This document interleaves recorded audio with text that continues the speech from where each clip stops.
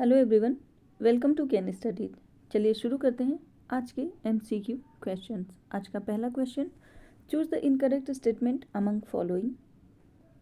First, Yudh Abhyas is a bilateral army exercise between India and US which was held recently in Uttarakhand. Second, sixth edition of bilateral naval exercise GMEX 2022 held at Visakhapatnam between India and Japan. Third, Manesar Anti-Terror 2022 is a multilateral anti-terror exercise under the ambit of SCO's regional anti-terror structure.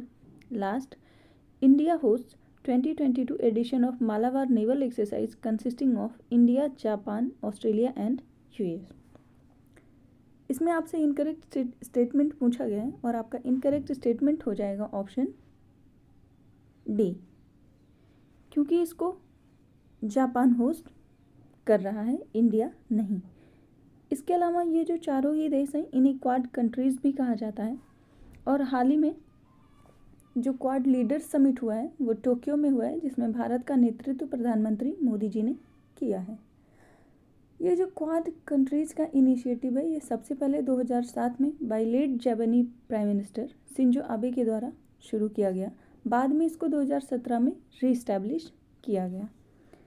इसमें 4 dialogue partners के अलावा 3 additional members भी हैं, जिसमें New Zealand, south Korea और Vietnam शामिल हैं। इसके अलावा बाकी ऊपर के तीनों ही स्टेटमेंट आपके सही हैं। युद्धाभ्यास इंडिया और USA के बीच में होता है, जो कि हाल ही में उत्तराखंड में हुआ है। GMEX इंडिया और जापान के मध्य, जो कि विशाखापट्टनम में हुआ है। और मनेसर आतंकवाद के खिलाफ एक मल्टीलैटरल एक्सरसाइज है जो संघाई कोऑपरेशन ऑर्गेनाइजेशन के सहयोग से होती है। आगे बढ़ते हैं।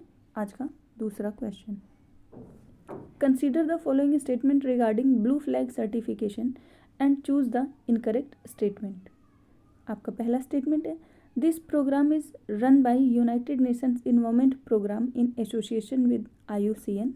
Second, blue flag certification is an exclusive certification that is given to coastal locations around the world as the badge of environmental honour. Third, it is awarded for the beaches, marines and sustainable boating tourism operators. Last, this program was started in 1987 and certification is awarded annually. A total of 5,042 places in 48 countries has been awarded so far till November 2022. इसमें आपसे incorrect statement पूछा गया है और आपका incorrect statement हो जाएगा option A, क्योंकि ये जो प्रोग्राम है ये फाउंडेशन फॉर इन्वायरमेंटल एजुकेशन के द्वारा चलाया जाता है। इसका हेडक्वार्टर है कोपेनहेगन, डेनमार्क में।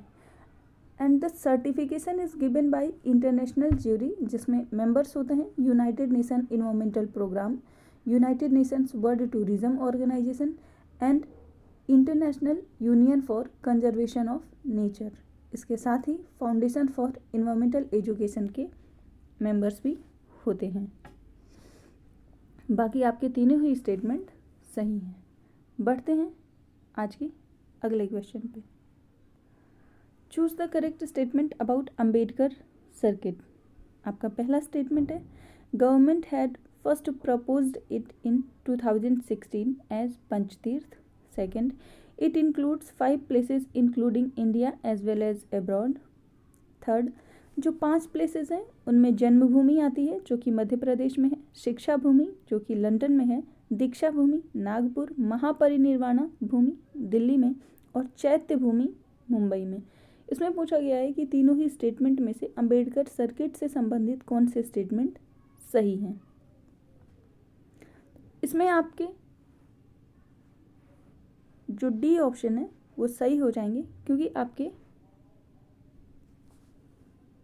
सभी स्टेटमेंट्स सही हैं। इसके अलावा अगर हम बात करें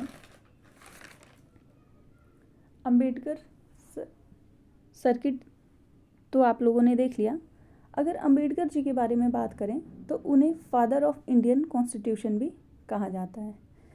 he was law minister who introduce final draft of constitution in constituent assembly and he also played a key role in the establishment of Reserve Bank of India in 1935. एक बहुत ही महत्वपूर्ण पार्टी की इन्होंने स्थापना की थी जिसको कहते हैं इंडिपेंडेंट लेबर पार्टी। ये अक्सर परीक्षाओं में पूछा जाता है। 1936 में इन्होंने उसकी स्थापना की थी। तो ये चीज़ें आप याद रखेंगे। बढ़ते हैं आज के अगले क्वेश्चन की तरफ। Choose the correct pair. एक तरफ नेशनल पार्टीज दी गई हैं और एक तरफ उनके सिंबल्स दिए गए हैं। आपको बताना है कि कौन सा पेयर करेक्ट है। पहला, नेशनलिस्ट कांग्रेस पार्टी जिसका सिंबल है clock.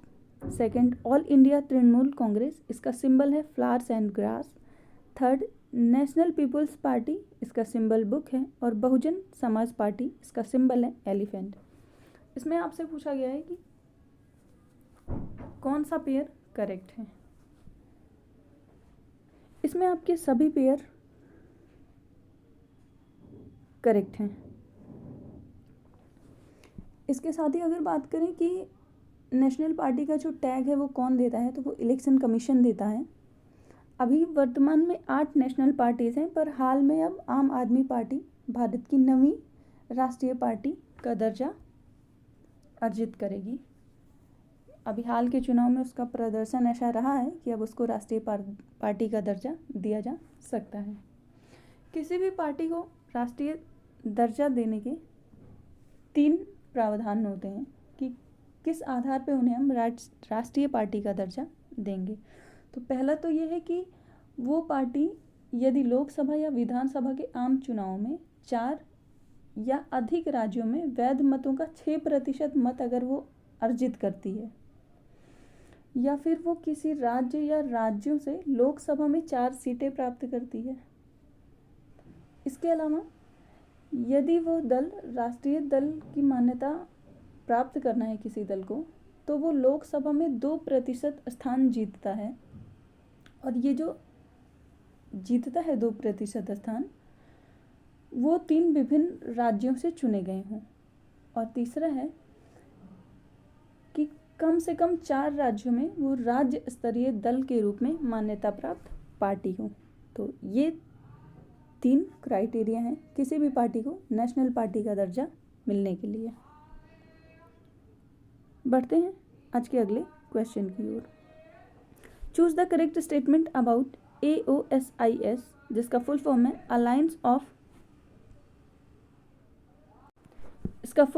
Alliance of small island states. और आपको करेक्ट स्टेटमेंट बताना है। पहला स्टेटमेंट है it is an intergovernmental organisation of low lying coastal and small island countries. Second, it was established in 1990. Third, its main purpose is to consolidate the voices of small island developing states to address global warming. Fourth, it has 39 members and headquartered at Cape Town, South Africa. तो इसमें आपसे पूछा गया है AOSIS के बारे में कि इससे संबंधित कौन सा स्टेटमेंट सही है। तो इसमें आपको चारों ही स्टेटमेंट ये सही हैं।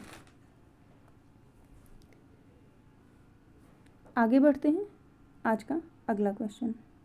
The life style for environment campaign that aims at safeguarding the environment by adopting environment friendly life style was launch by. तो ये जो लाइफ इनिशिएटिव है ये किसके द्वारा लॉन्च किया गया है, आपसे ये पूछा है। और ये इनिशिएटिव लॉन्च किया गया है भारत के द्वारा। हाल ही में जो COP26 हुआ है स्कॉटलैंड के ग्लासगो में, प्रधानमंत्री मोदी ने वहाँ पे ये लाइफ का कॉन्सेप्ट इंट्रोड्यूस किया है। और फिर 2022 का जो इन्वायरमेंट डे हम मनाते हैं 5 जून को, उस दिन इंडिया ने इसे as a global movement launch किया है। इसका एम है to encourage individuals and communities to live in harmony with the nature without causing harm to nature. तो ये रहे आज की क्वेश्चंस। धन्यवाद।